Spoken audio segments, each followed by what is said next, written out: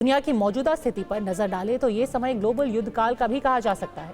दुनिया के कई देश युद्ध की आग में जल रहे हैं और दर्जनों देशों में युद्ध की चिंगारी सुलग रही है।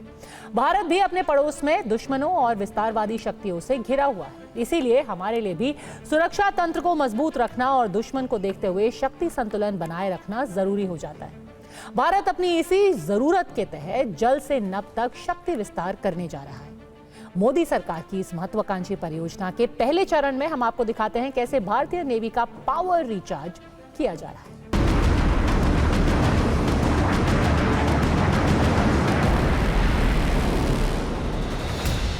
भारतीय नौसेना को सर्वशक्ति बनाने के इसी मंत्र से जन्म लेता है नेवी में शामिल होने जा रहा INS तुशील।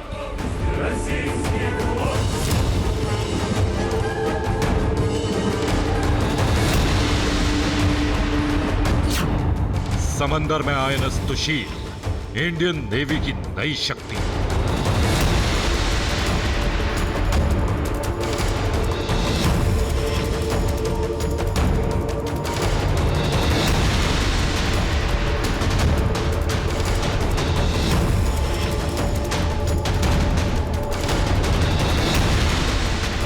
समंदर में दहाड़ था, लहरों पर गरज था। ये वो युद्धपोत है जो दुश्मन के लिए पिछले 5 साल से रहस्य बना हुआ है।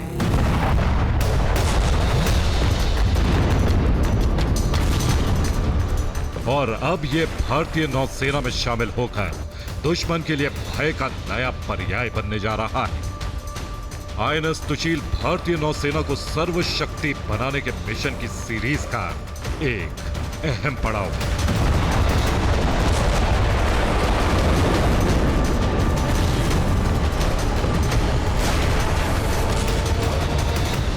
जलमेव यस्य बलमेव तस्य, यानी जो समुद्र पर नियंत्रण रखता है वह सर्वशक्तिमान है। उन्होंने एक शक्तिशाली नौसेना बनाई।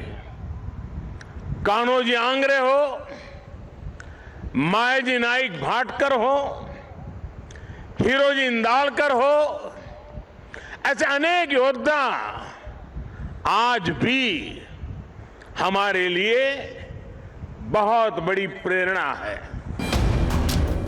रूस के यांतर शिपयार्ड में बना INS तुशील अपने सभी टेस्ट पास करके यांतर शिपयार्ड में तिरंगा फहराए जाने का इंतजार में है। 9 दिसंबर को रक्षा मंत्री राजनाथ सिंह इसे औपचारिक तौर पर भारतीय नौसेना को सौंपेंगे। इससे पहले INS तुशील की पहली झलक सामने आई है। चलो नई मिसाल हो,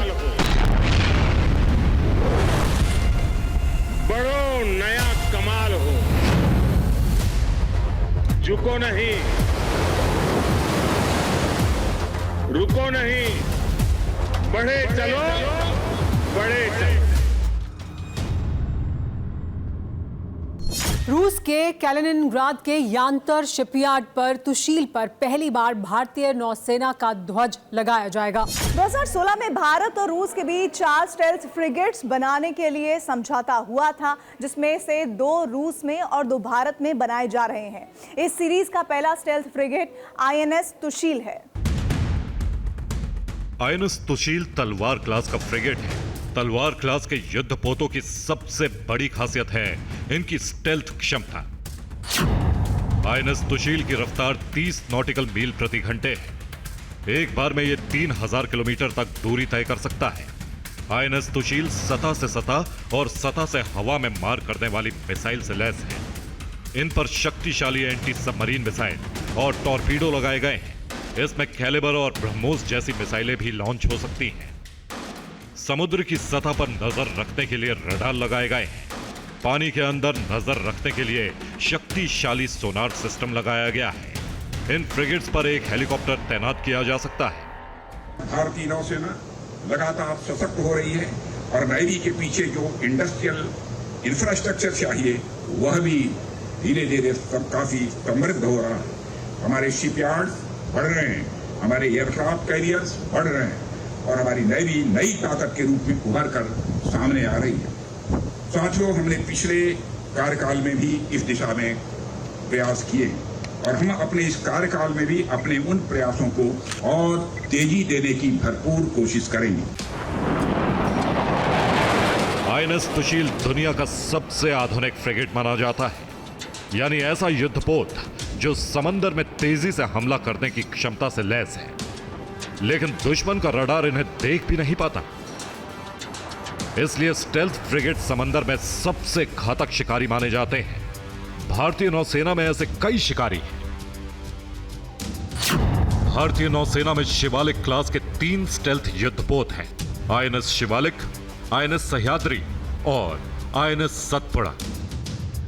इसी तरह भारतीय नौसेना में आईएनएस तलवार, आईएनएस त्रिशूल, आईएनएस तबर, आईएनएस तरकश और आईएनएस त्रिकंद जैसी तलवार कैटेगरी के स्टेल्थ फ्रिगेट हैं।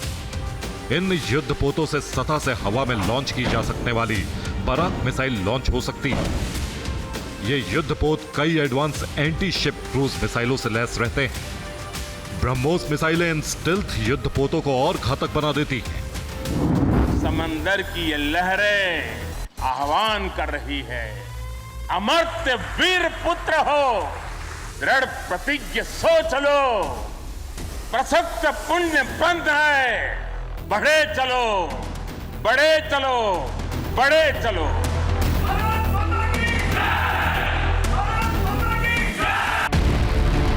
इसी साल समंदर की सबसे बड़ी ताकतों की ग्लोबल रैंकिंग की गई थी, जिसमें भारत की बढ़ती ताकत ने ब्रिटेन की रॉयल नेवी को भी पीछे छोड़ दिया।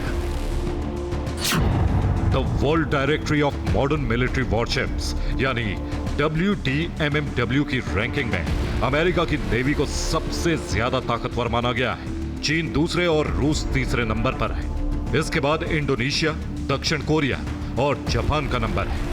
भारतीय नेवी इस लिस्ट में 7वें नंबर पर है, जो फ्रांस और ब्रिटेन से ऊपर है, जबकि इसी लिस्ट में पाकिस्तान का नंबर 29वां है। तुशील एक संस्कृत शब्द है जिसका अर्थ होता है रक्षक। आईएनएस तुशील के भारतीय नौसेना में शामिल होने से भारतीय नौसेना की फायर पावर में जबरदस्त इजाफा होगा। दरअसल पिछले कुछ वर्षों से दुनिया भर में छिड़ी जंग और समंदर में चल रही तनातनी को देखकर ही भारत ने समंदर में पावर रिचार्ज का फैसला किया। पिछले 4 सालों में भारत के रक्षा बजट में लगातार वृद्धि हुई है। 2020 में 4.71 लाख करोड़ रुपए से शुरू होकर भारत का रक्षा बजट 2021 में 4.78 लाख करोड़ रुपए, 2022 में 5.25 लाख करोड़ रुपए और 2023 में 5.94 लाख करोड़ रुपए हो गया। 2024 में ये 6.21 लाख करोड़ हो चुका है। भारत और रूस के बीच जिन 4 फ्रिगेट को बनाने का समझौता हुआ था, उसके तहत 2 रूस में और 2 भारत में बन रहे हैं। भारत में फ्रिगेट्स का निर्माण गोवा शिपयार्ड में हो रहा है, जिसमें रूस तकनीकी सहायता दे रहा है। गोवा स्थित गोवा शिपयार्ड में बनने वाले जंगी जहाजों में से पहले त्रिपुट को 23 जुलाई को समुद्री परीक्षणों के लिए पानी में उतार दिया गया है। त्रिपुट के सभी समुद्री परीक्षण अगले 2 साल में पूरे होने की संभावना है।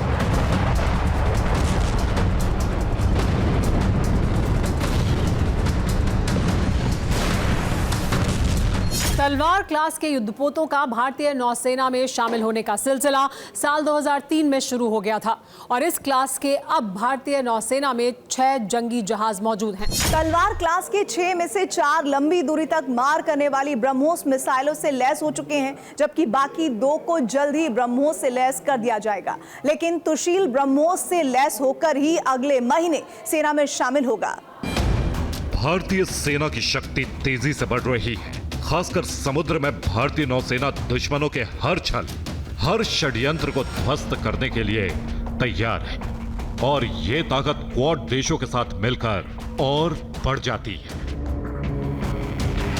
Bureau report, TV9 Bharatvarsh. समंदर में शक्ति विस्तार के बाद बात करते हैं आसमान में भारत के बाहुबली बनने के ब्लूप्रिंट की। इंडियन एयरफोर्स वैसे तो रफाल और सुखोई जैसे फाइटर जेट से लैस है, लेकिन अब भारत के सुखोई 30 MKI को नया अपग्रेड दिया जा रहा है। मोदी सरकार जल्द सुखोई के अपग्रेड प्रोग्राम पर मुहर लगाने वाली है। करीब 63,000 करोड़ के इस प्रोजेक्ट के पूरा होने के बाद कैसी होगी भारतीय वायुसेना की तस्वीर, ये समझिए हमारी इस रिपोर्ट में। जल नभ तक नए भारत की पावर।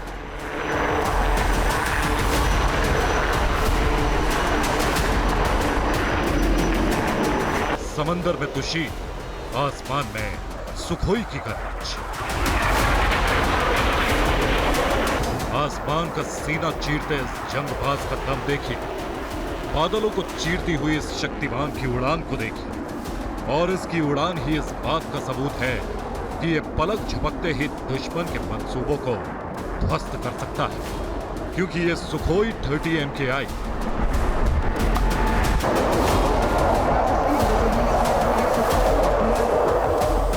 वैसे तो ये फाइटर जेट भारतीय सेना का अभेद्य शक्ति का हिस्सा है, लेकिन अब कुछ ऐसा होने जा रहा है कि इसे सुपर सुखोई के नाम से जाना जाएगा।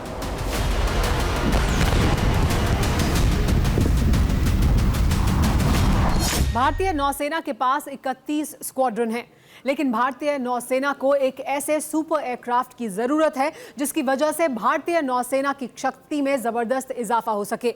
इसी वजह से सुखोई 30 को सुपर रिचार्ज करने का प्लान है।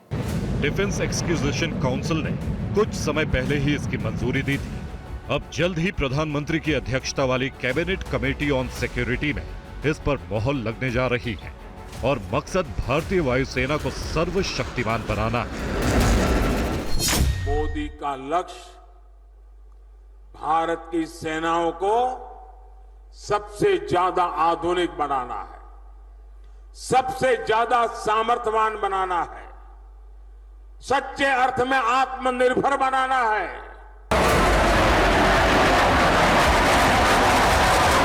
सुखोई 30 को भारतीय वायुसेना की रीढ़ कहा जाता है। भारतीय वायुसेना इसी रीढ़ को मजबूत करने के लिए इनका अपग्रेड करने जा रही है। योजना के मुताबिक 84 सुखोई 30 MKI को अपग्रेड किया जाएगा, जिसकी अनुमानित लागत 63,000 करोड़ रुपए आएगी। योजना के तहत फाइटर जेट की 51 प्रणालियों को अपग्रेड किया जाएगा, जिसमें 30 हिंदुस्तान एरोनॉटिक्स लिमिटेड, 13 रक्षा अनुसंधान एवं विकास संगठन, 8 को निजी क्षेत्र अंजाम देंगे। इस अपग्रेड से सुखोई भारतीय वायुसेना के 5th जनरेशन एयरक्राफ्ट की श्रेणी में शामिल होने के लिए तैयार हो जाएंगे। 2028 तक सुपर सुखोई के 5वीं पीढ़ी के पहले स्टेल्थ लड़ाकू विमान एडवांस मीडियम कॉम्बैक्ट एयरक्राफ्ट को वायुसेना को सौंपा जाएगा। सुपर सुखोई के जिस प्रोजेक्ट को हरी झंडी दी जाने वाली है, उसमें सुखोई के जिन क्षमताओं को अपग्रेड किया जाएगा, उससे इसकी सूरत ही बदल जाएगी।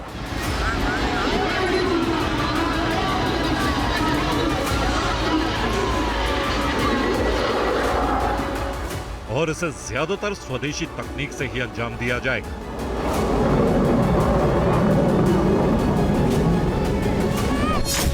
जिसमें फाइटर जेट की स्टेल्थ तकनीक, radar, mission computer, electronic warfare system को अपग्रेड किया जाएगा और कॉकपिट को भी आधुनिक बनाया जाएगा।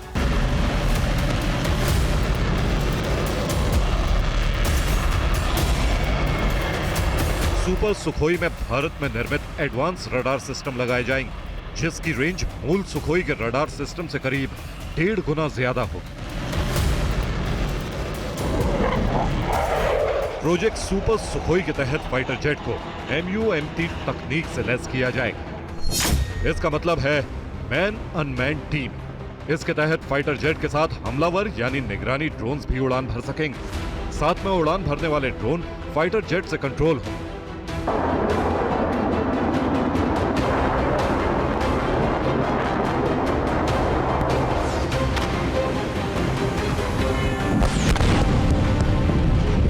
फिलहाल सुखोई 30 अपने दमदार इंजन के लिए जाना जाता है और इसका लोहा पूरी दुनिया मानती है, जिसका कारण है इसकी ताकत और क्षमता। सुखोई 30 MKI की रफ्तार 2120 किलोमीटर प्रति घंटा है। किसी भी मौसम, दिन रात में हमला करने में सक्षम है और ब्रह्मोस मिसाइल इससे फायर की जा सकती है।